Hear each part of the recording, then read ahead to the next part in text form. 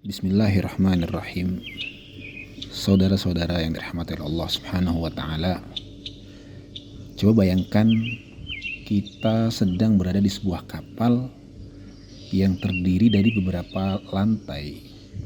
Ada yang menempati bagian atas, ada yang menempati bagian bawah.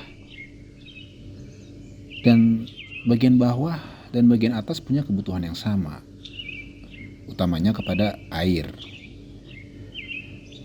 Para penumpang di bagian bawah yang mereka membutuhkan air, suatu saat ada ide salah satu dari mereka, gimana kalau kita biar cepat mendapatkan air, kita lubangi saja kapal yang ada di bawah kita ini, lantainya. Tentu saja kalau itu terjadi dan tidak ada penumpang yang mengingatkan, maka yang terjadi adalah kebocoran di kapal dan akan mengakibatkan tenggelam. Ya, itulah sebuah dakwah, amar ma'ruf nahi mungkar, sebagaimana disebutkan oleh Rasulullah SAW, bahwa dakwah itu seperti penumpang yang bersama-sama menunggangi kapal. Salah satu di antara mereka ingin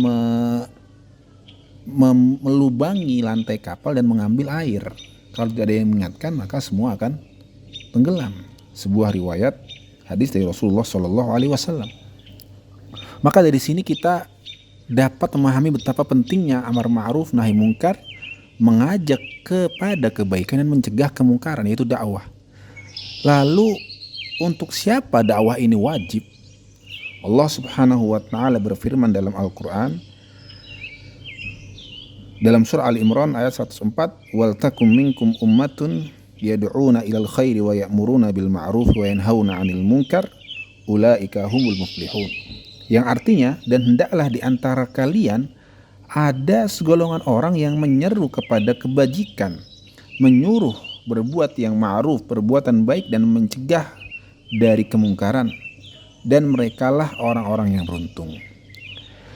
Meskipun para ulama berbeda pendapat dalam hukum berdakwah, namun semuanya sepakat bahwa hukum berdakwah itu wajib. Namun perbedaannya adalah pada jenis wajibnya.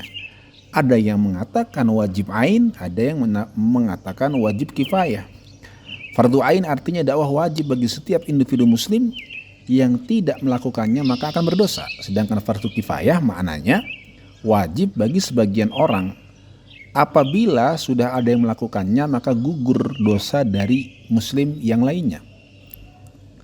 Perbedaan ini mengacu pada perbedaan pemahaman dari kata minkum, yang mana ketika ulama ahli tafsir memahami min di sini, yakni mencakup keumuman, maknanya semua wajib berdakwah. Sementara yang lain memahami min di sini lit tab'id, untuk sebagian saja, artinya sebagian muslim. Namun kesimpulan dari perbedaan pendapat yang panjang tersebut, semua sepakat bahwa dakwah itu wajib. Namun yang wajib pun mensyaratkan adanya ilmu, adanya kemampuan, adanya kualifikasi, sehingga dakwah yang dilakukan sesuai dengan apa yang diinginkan oleh Allah Subhanahu wa taala, yaitu berdakwah, mengajak kepada kebaikan dan mencegah kemungkaran. Namun tentu saja kewajiban ini tergantung pada kemampuan individu setiap muslim. Orang yang berkedudukan sebagai kepala keluarga misalnya, tentu berbeda kadar kewajibannya dengan yang menjadi presiden. Sehingga diperlukan kemampuan, diperlukan kualifikasi yang mumpuni untuk berdakwah sesuai dengan kadar kewajibannya. Oleh karenanya Allah berfirman dalam ayat yang lain, "Ud'u ila sabili rabbika bil hikmati wal mau'izatil hasanah wajadilhum billati hiya ahsan." Dalam ayat ini, dalam surah An-Nahl ayat yang 125, Allah berfirman, menyerulah kepada jalan Tuhanmu dengan hikmah dan mau'izah hasanah, dan jadilhum, debat dengan cara yang baik. Inna rabbaka huwa a'lamu biman dhalla an sabilih wa huwa a'lamu bil muhtadin. Ada 3 metode penting yang disebutkan oleh Allah Subhanahu wa taala untuk berdakwah kepada orang-orang. Yang pertama disebutkan dengan hikmah. Hikmah ini memiliki berbagai macam makna. Namun dalam konteks ayat ini, perkataan Imam Mujahid setidaknya dapat menggambarkan apa yang dimaksud dengan hikmah. Beliau mengatakan al-hikmah itu al-isabah fil qawli wal fi'il, yaitu ketepatan dalam berkata dan berbuat. Artinya seorang da'i, orang yang berdakwah disebut hikmah ketika dia melakukan sesuatu yang tepat, berkata perkataan yang tepat kepada sasaran yang tepat. Untuk mendapatkan ketepatan itu tentu saja dibutuhkan yang namanya ilmu.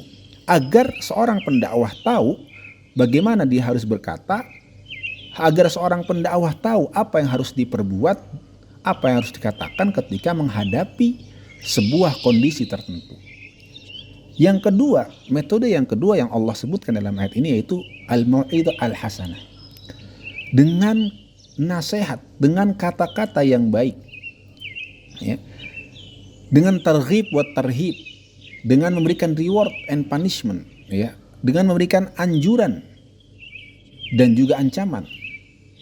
Lalu yang ketiga, ketika dengan kedua cara tersebut belum mempan, maka dengan cara yang ketiga itu jadilhum billati ahsan, dengan cara berdebat, namun tetap berdebat dengan cara yang ma'ruf, dengan cara yang baik, sehingga tidak mengakibatkan para mad'u, para audiens akan kabur dan meninggalkan dakwah yang merupakan sebuah ibadah yang mulia.